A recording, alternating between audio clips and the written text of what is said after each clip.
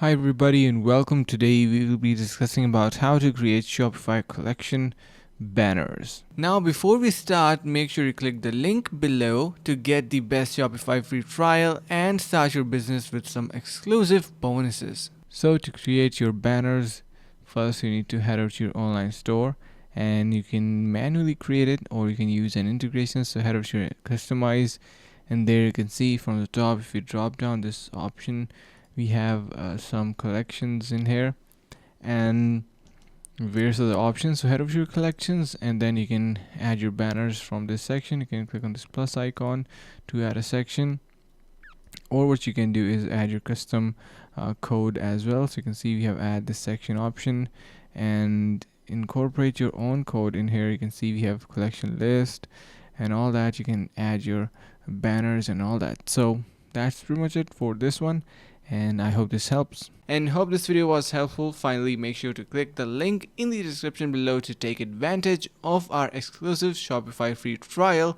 to start your business right away.